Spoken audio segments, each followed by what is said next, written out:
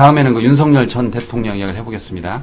자, 윤 전 대통령 측이 구속영장 실질 심사를 앞두고서 영장 청구서 전문을 외부에 유출했다. 뭐 이런 내용이 나와가지고 정치권이 들끓고 있는데 피의자의 주민등록 번호는 물론이고 관련자의 진술 내용 등 민감한 수사 정보가 고스란히 드러났다라고 합니다.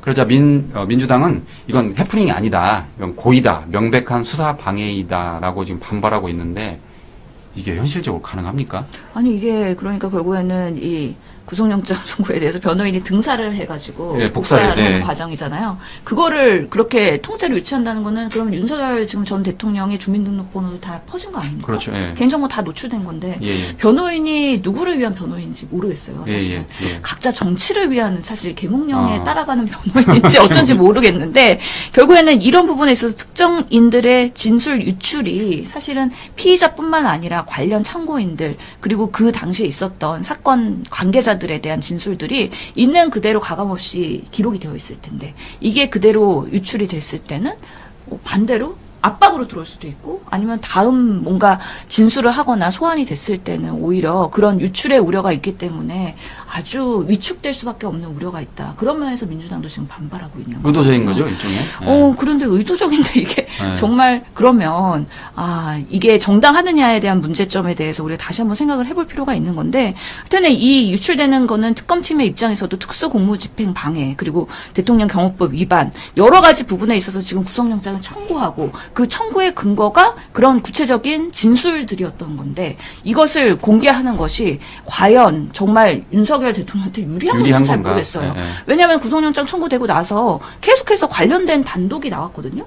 단독 기사가 나오는데 그 기사들 보면은 경호처한테 총기 보여주면은 경찰들이 사실 총기 잘 못 다루니까 쫄 거야. 이런 방식으로의 총기까지 보여주고 그런 총기 난사에 대한 것들을 유도하는 그런 여러 가지 정황들이 나타나는 거잖아요. 그리고 지금 보면은 윤석열 대통령도 정권을 잃고 그리고 사실 그 조사 과정에서도 윤석열 변호인단이 없을 때는 경호처장부터 해갖고 그 주변인들의 진술이 바뀌는 시점이 있잖아요. 지금 그렇기 때문에 그런 진실을 말하는 증황 때문에 지금 구속영장도 청구가 된 상황인데 그런 부분에 있어서 뭔가 압력을 넣으려는 그런 변호인단의 의도였을까? 아니면은 뭔가 고의였을까? 아니면은 실수였을까? 아직은 모르겠지만 이거는 정당하지는 않은 상황이다라는 생각이 들어서 이 부분에 대해서는 앞으로 특검팀이 좀 더 강하게 대응을 해야겠다라는 생각이 듭니다.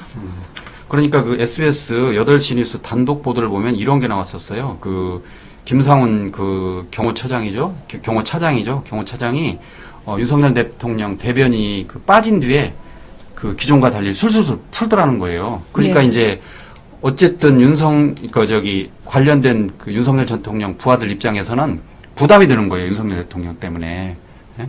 그런데 이런 것까지 또 이렇게 유출했다는 거는 어떤 의도가 있지 않냐라는 생각을 해보는데. 그렇죠. 네. 그래서 옛날에는 사실은 이런 조서가 만들어지면은 검찰들이 피의 사실 공표를 하면서 슬금슬금 언론에 흘려갖고 그게 문제가 됐어요. 그렇죠. 네, 네. 그런데 이번에 특검팀은 절대 유출하지 않았다. 라는 것 때문에 이거는 명확하게 변호인단을 통해서 유출된 걸 수밖에 없는 것인데 또 최근에 이런 JTBC 보고도 있어요. 그 국무회의가 있었던 비상겸의 그날 CCTV 에 대한 공개가 됐는데 예. 그 공개 내용에서도 보고 사실은 그 국무회의가 이루어진 시간이 우리는 보통 5분이라고 알려져 있었는데 실제로는 2분밖에 안 됐다는 거잖아요. 그래서 10시 16분부터 18분까지 2분 동안 있었고 윤석열 대통령이 나와서 이제 비상계엄령을 23분에 발표하기 시작하는데 결국에는 회의록이 없으니까 회의록을 작성해야 되는 의무가 있었던 그때 강희구 전 부속실장이 이 5분에 걸쳐 진행됐다고 하면서 시간도 잘못 기재를 합니다. 17분부터 22분까지 있었고 23분부터 비상계엄령을 선포했다라고 얘기를 하면서 이런 것들이 CCTV나 여러 정황에서 드러나고 있기 때문에 그날의 거짓된 은폐된 진실들이 지금 하나씩 드러나고 있다라는 면에서 정말 우리 국민들이 정말 윤석열 정권에 상당히 많이 속았구나. 그리고 그날에 어디까지가 내란의 공범이자 아니면 그런 참여자였는지에 대해서 조금 더 특검팀이 제대로 된 수사를 지금 진행하고 있다라는 좀 믿음이 가는 여러 가지 보도들이 지금 나오고 있는 상황이라고 생각합니다. 그래서 제가 조금 전에 그 드린 말씀을 다시 한번 보면은 그 김성훈 전 차장이죠. 경호차장이 윤석열 대통령의 호위무사를 자처했다가 입을 닫고 있던 이 김성훈 전 경호처 차장이 특검 조사 때 태도를 완전히 바꿨다는 거예요. 그래서 왜 그러냐 그랬더니 기사 내용을 보니까 김성훈 전 차장이 그 객관적인 증거가 제시되면서 버티기 힘들었을 걸로 보인다. 비화폰 내역에서 윤석열 대통령과 주고받은 통화 사실이 드러났고 특검팀이 통화 시간대별로 따져 묻자 김성훈 전 차장이 술술 불었다. 뭐 그런 내용인데 어쨌든 이것도 다 특검 조사 때 다 드러날 거 보니까 한번 저희가 지켜봐야 될 것 같습니다.